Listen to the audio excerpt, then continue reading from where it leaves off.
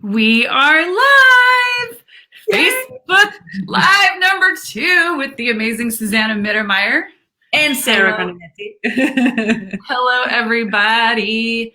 So we will give it a few seconds for the translators to get their buses rolling. I don't know, their wheels rolling. How are you this morning? Or this evening for you? Great. It's snowing like crazy here. So wonderful. Oh my God, you have to post some pictures. Yeah, definitely. I haven't seen snowfall in a really long time. Oh. Okay. All right. I see some people coming on in the comments. Hello, everybody. We're just letting our translators get set up. So we titled this live, When the World is Going Crazy, What Choices Do You Have? And I love that when you brought that title up this morning, you said, are you leading or are you following? And so I'd love to hear you talk about what does it mean when the world is going crazy? Because I know yesterday on Dane's Being You class, he was like, the world's been crazy for a minute, kids. You were all just noticing it. So will you talk a little bit about that? Yeah. And I agree. The world has always been crazy, but it's like a magnifying glass right now where we just see things much clearer than ever before. Yay, I love that, Ingrid. What choices do we have? Definitely.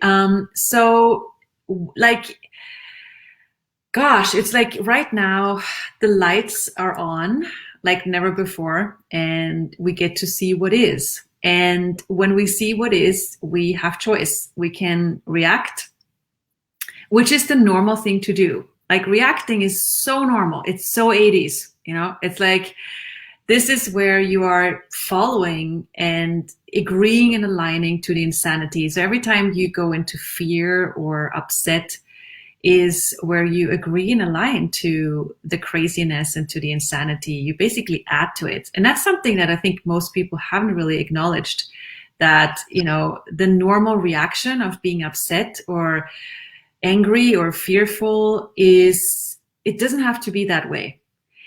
Just because this is like what one does, it's not something you have to do. You can actually be different. And but what most people don't realize is anytime you go along, you follow the footprints of other people of fear and upset, is when you actually add to the insanity, you feed it. You know, anytime you react in a way, you give it more energy. You know, you contribute to it growing. And you're not bad for that, so don't feel bad for that. It's just that if you realize that, and if you turn on the lights in your own world and go, what am I choosing here? Am I actually contributing to this insanity, or am I leading the world into towards a different future? And that's where we with this particular life of, okay, so am I feeding the insanity or am I leading to a greater future? And you, like, the more you are present with your own choices, the easier you will recognize what you're actually doing. Like, how many of you are just like autopiloting your life, where you're just like, oh, okay, I'm buying groceries and taking care of my kids, I'm reading something on the internet, oh, I'm being upset, oh, horrible, what's going on? And then you make dinner, or it's all like routine and autopilot. But if you choose or practice to be present with what you're doing and going, okay, what am I actually choosing here? Okay, I'm taking care of my kids. Am I just going into their world, or am I also present with me, my body, and my world while I'm taking care of them? Having both. Okay, I'm making dinner. Okay, am I just doing the routine, whatever I need to do, or am I actually present with my body and my world and the food I'm preparing? Okay, now I'm checking on the internet what's new. Okay, am I just diving into the world of other people, or am I actually present with my body, my world, and reading what's going on? So this is where you practice presence. And anytime you practice presence, you lead rather than following. And it's really not a difficult, or it's not a rocket science. You don't have to, oh my God, how do I not go into the insanity, and how do I lead instead, what's step 1, 2, 3, 4, 5? It's more like, okay, I can make myself aware of what I'm choosing in this very moment. Like right now that you're listening to us, okay, maybe you sit somewhere, you drive in a car, or you walk around in your house. Like, what if you're present with what we're saying, at the same time, right now in this moment, be present with your body and be present with your world? And maybe you notice there's a sense of peace and space and relaxation coming, and you can have it all. It can be listening, taking it in, receiving, and at the same time being like present with your body and your world. And you maybe notice so many other things. Maybe you see things in your apartment at the same time while you're listening and being present with your body. Maybe you're even aware of, oh, it's snowing or it's sunny outside. Maybe you are aware of many other things. Oh, I actually, have, one would like to change this in my life. Maybe you hear possibilities. And the more presence you practice, the bigger your world gets. And your world grows. Your life grows, and you're not subject to the small, small, small world of insanity that's been handed to us. So yeah, it's just a little. Thank you of that. That's just like totally just. So I would love to talk about the crazy part of that sentence, is like the topsy-turvy world that we're living in right now. Has been, in my world anyways, undefining me. Like everywhere I was like, I am this politically, I think this about, say, like vaccines, or I think this about, what political party I align with, or like anything that's kind of been my definition has been really weird. And one of the things that was so wild was like the mask law. And I don't want to make this about COVID and masks and all that, but I'm going to speak for myself and you can extrapolate. Is like, at first, if I wore a mask, I was aligned with one party. And then if I wore a mask, it's because I'm part of a different party now. And like, everything's been all like, wow, who am I? Like, it's really put me into so much question, and I don't align and agree with anybody anymore. My charge here in the US is like the charge on where I used to align politically or think that's the way I voted. Now when someone talks in the other direction, I'm like willing to receive it, because I'm like, well, I don't really align that way anymore. So I'm just wondering if you could talk about how those definitions, if we're willing to allow them to break apart, how it actually creates that bigger reality where your point of view then starts to create a new reality. And I know that you're talking about leading, and how if our point of view is creating a reality, we're not putting our energy on the things that we don't actually want to grow, what shows up. So if you could take all those parts and just mix them up and create some magic, I would be so happy. I love this. Yay, so brilliant. Exactly. So this is this reality's version of buffet. Choose this or that, and that's called choice. No, that's not choice.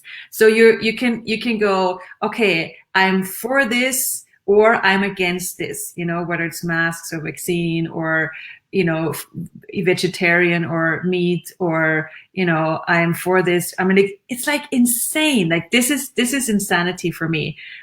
You can put yourself in this box, or you can put yourself in that box. Voila, you've got choice. No, that's not choice. That's faux choice. That's fake choice. Choice is infinite. Choice is where you go, okay, I can listen to this, and I can, what do I know about this? What part of this is true for me? What part of this is not true for me? And and I love where you went, okay, like and I had this in my world too. I'm like, okay, I'm supposed to, pick what party do I belong to? Mascarians, no Mascarians, Vexarians, no Vexarians. It's like, which box is mine? And like, both boxes are too small. Like for all of us, like there's no box that's big enough for you, because you're an infinite being with infinite choice. And if you really want to lead your future and our future, every box is too small. So, and there's this thing where you realize, okay, this is what other people want me to do. They want me to choose a box, and it, like, many times this starts when we go to school. I remember when I went to school, like they said, so now we discuss this. You have to discuss what your point of view is, and I'm like, I don't have a point of view. Yeah, you have to have a point of view, but I don't have a point of view. Yes, but if you want to be a real person, if you want to be taken seriously in this world, you have to make up your mind, and you have to know what your opinion is of this, and you have to defend it. Have to defend for it and against it. And it's like, for a child, you go, well, I can see something in this part, I can see something in that part, I would take a little bit of this, a soupçon of that, and then I mix up, and then I add my own knowing, and then I this is how I prepare my reality. But this is supposedly wrong in this world, which is actually strong, because the flexibility you have by going, okay, so I hear this part, what part, like this party says this and this, okay, like this part is light for me, okay, this is true for me, this part is heavy for me, so this is not true for me. Like, this is where true empowerment comes in, by really asking questions, what's true for me, and the freedom of, I don't have to choose any books. I can be beyond any books and go, okay, I don't have a point of view. What do I know? What works for me to create the future I'd like to have? So you said something so that like strikes the chord with me. It's like, you have to make up your mind. Yeah. Make up your mind. Like, make it up. Right? So like, how many of us are like going around just making up our minds, And so what I would love to spin off with that is, can you talk about choice only being good for 10 seconds? Because so a lot of us, once you make up your mind, you now have a point of view, a mountain to stand on from which you should shout your point of view from, and you need to guard that mountain. Yeah. You can't change your mind. I mean, who are you if you're all willy-nilly out there changing your mind?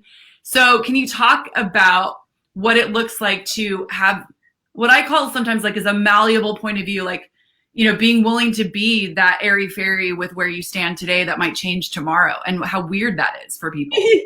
Totally.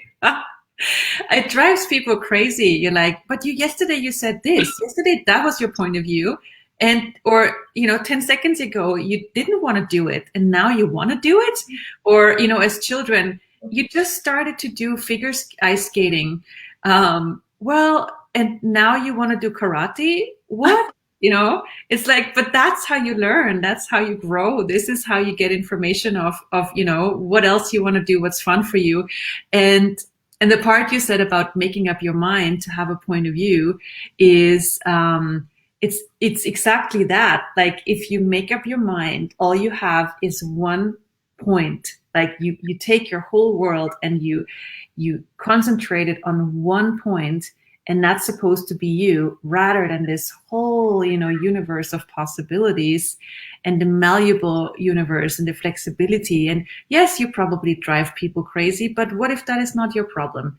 What if you give yourself permission to be this changeling you truly be? Because, and I love that. Like, I can say, like, I'm a hobby vegetarian. So basically that's my way of putting this. So sometimes I eat meat, and then, I don't. And then people say, so do you eat meat? I'm like, yeah, sometimes. And then, I have times I don't eat it. But people like, but yesterday you said you're a vegetarian. Yeah, but today I eat meat. So there you go. So it's like, but that joy, that flexibility, and all of us, or most of us, had it when we were children, and then we turned it off to be taken seriously. What if you don't need to be taken seriously? And gives you so much more freedom. Yeah. And so can you I'm aware of this thing where, like, when we leave our point, like and also it's not wrong to have a point of view. That's the other thing, is like, it's not wrong to have a point of view. It's when you get fixed on your point of view and you get so solid that you have to defend your point of view, that then it becomes about the defense of that one point of view, rather than letting in new awarenesses that might change that point of view. So can you talk about like either a tool that you use or like someone who's like, but no, I feel very strongly about this, therefore the world must know that this is where I stand. Otherwise, I remember someone saying like, if you don't stand for one thing, you'll fall for anything. So where's the switch up in that with pragmatic psychology to like start looking at being willing to allow more information in so that those things that you think have to be solid can change? Yeah.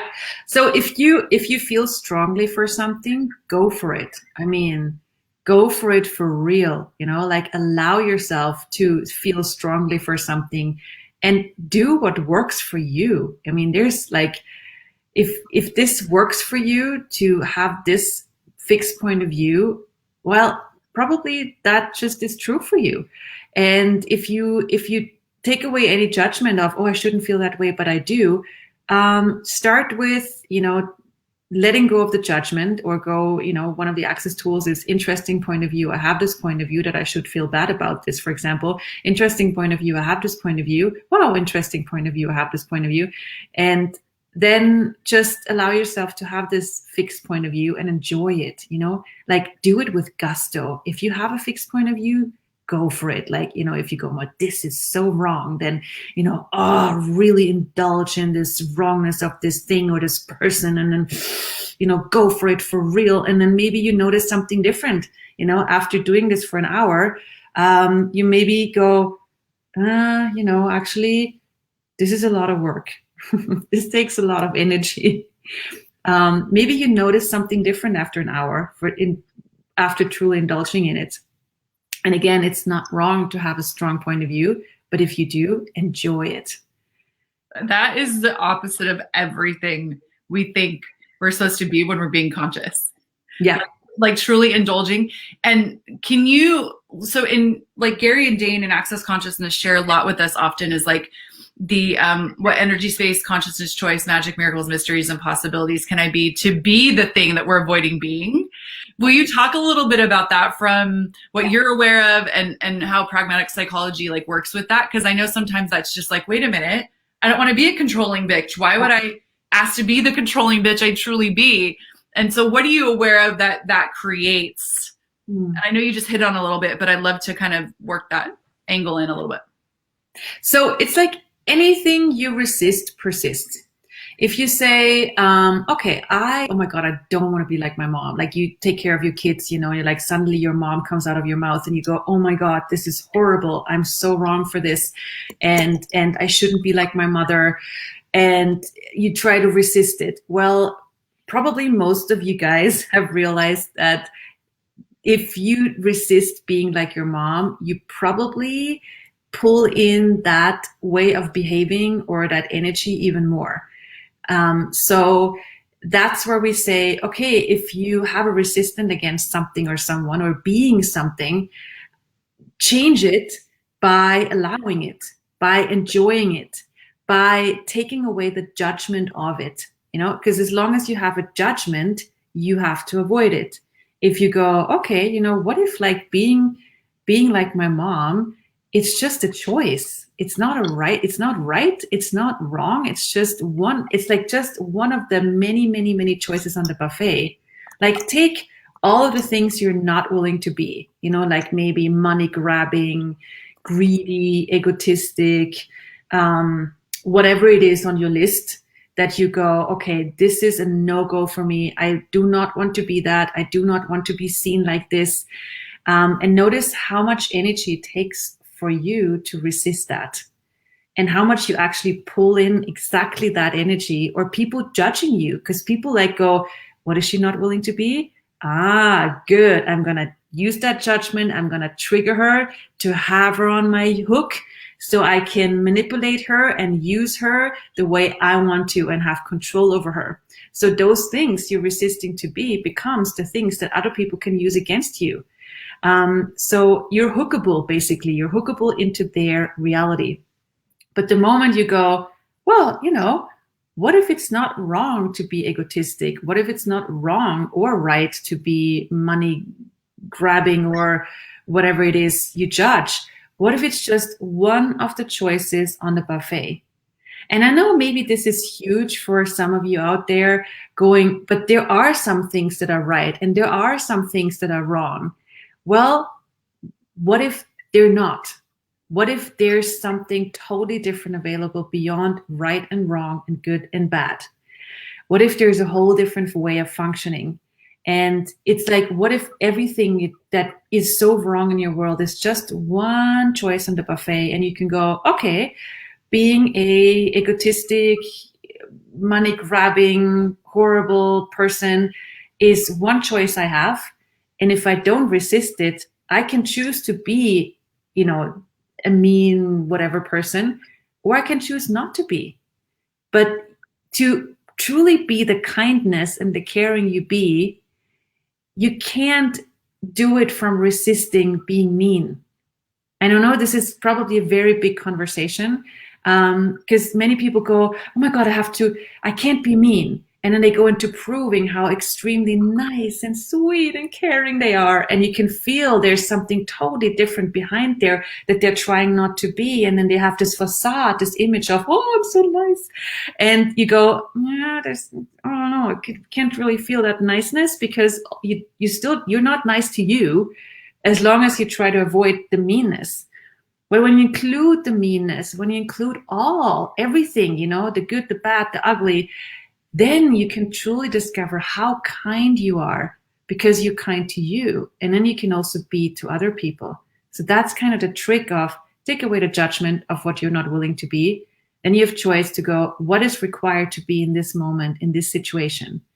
Yeah. Yes. I love how you talked about the hook. That is a totally different way of coming at that. And I knew there was something in there that I was going to receive differently from you. So thank you so much, because growing up, I was always a leader, but leader also often got projected at as like selfish or, not caring for others. So I was like, well, that's not me. Like, yes, I'm a leader.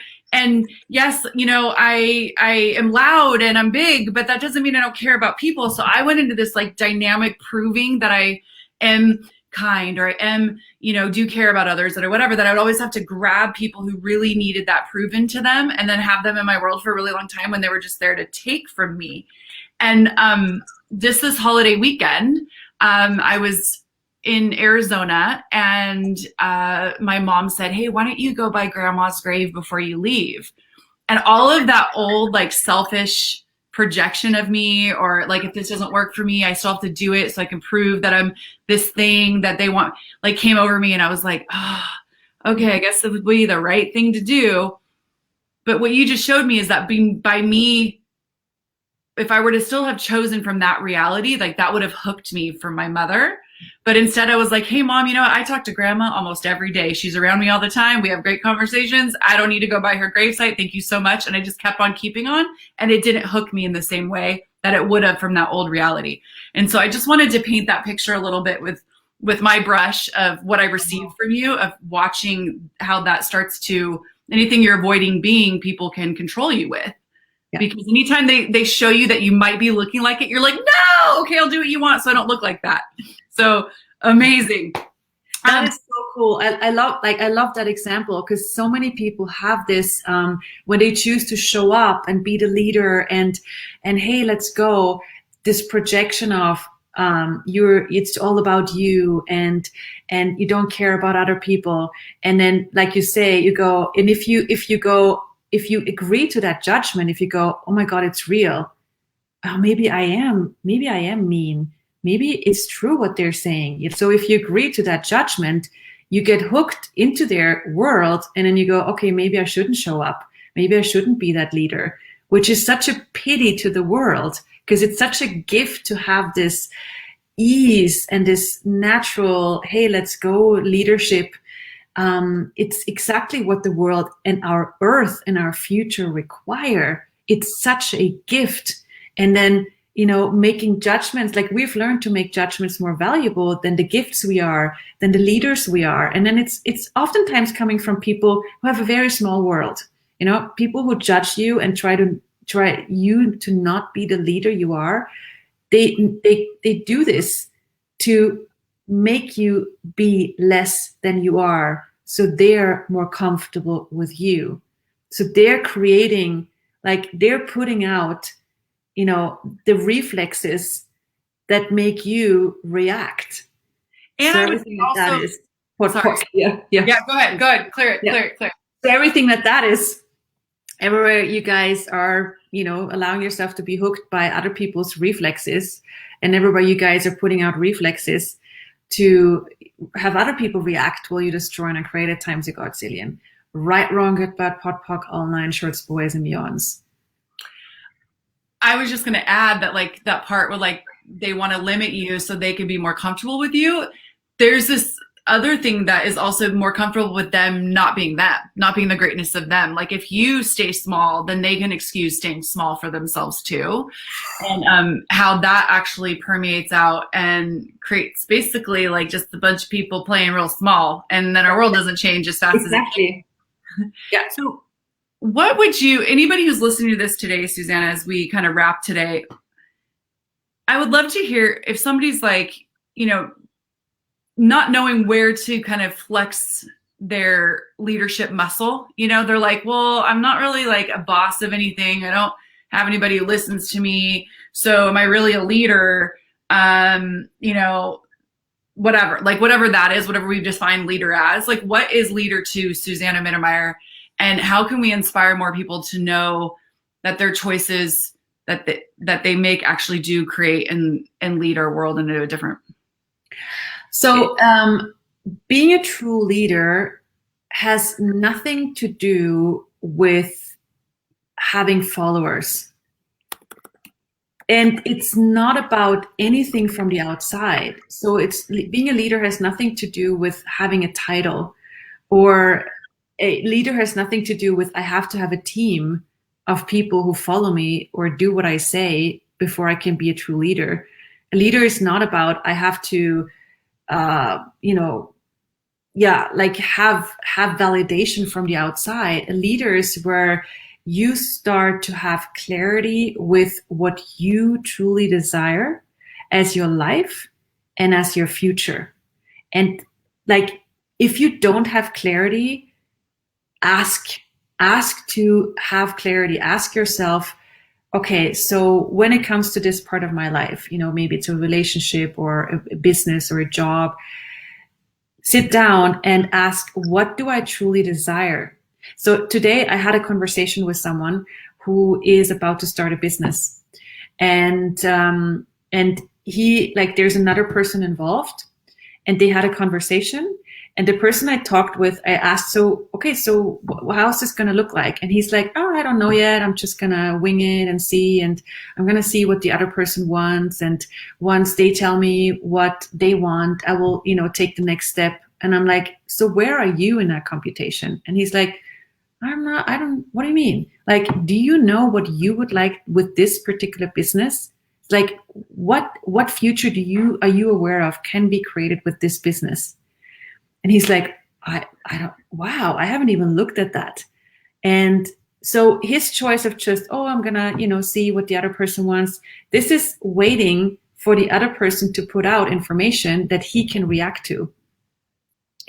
This is not being a leader.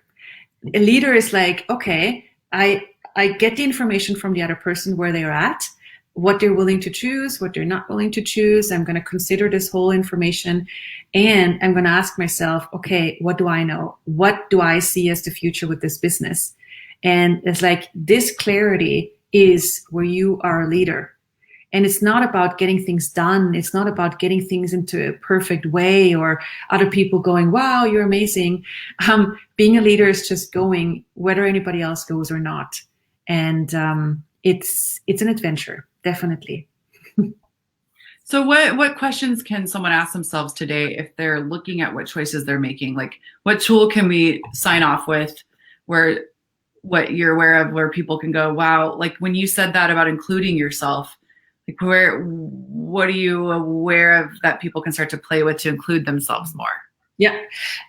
Anytime you ask a question, you include you. So it's like when you ask a question, you go, and when you ask a true question, not just like why is this not working? That's a grammatical question, but not a not a curious question. So when you ask a question from curiosity, that's where you include you.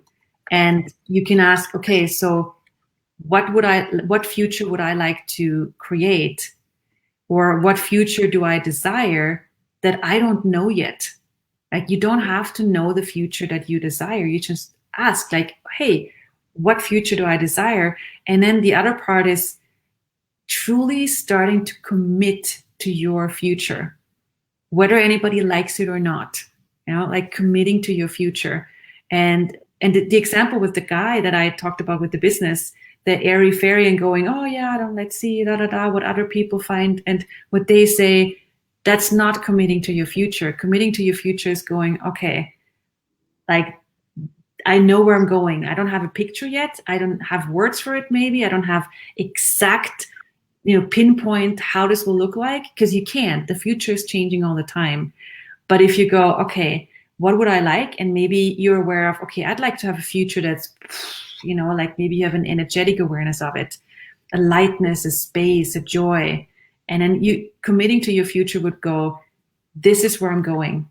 I don't care if other people choose to suffer or bury themselves in limitations. I'm going. And if other people call me egotistic for being happy when others suffer, they can judge me all they want. I'm going. This is the future I'm heading towards. And that is being a leader. And guess how many people that will inspire? I love that. You are wonderful. I adore you so much. I'm, again, so grateful to be here exploring these conversations with you. We are back tomorrow at the same time for more conversations with Pragmatic Psychology. And if you want to hear more or learn more about that, we have that link up there, SusannaMittermaier.com. I adore you, my friend. Thank you, Sarah, for you. Mwah. See you tomorrow.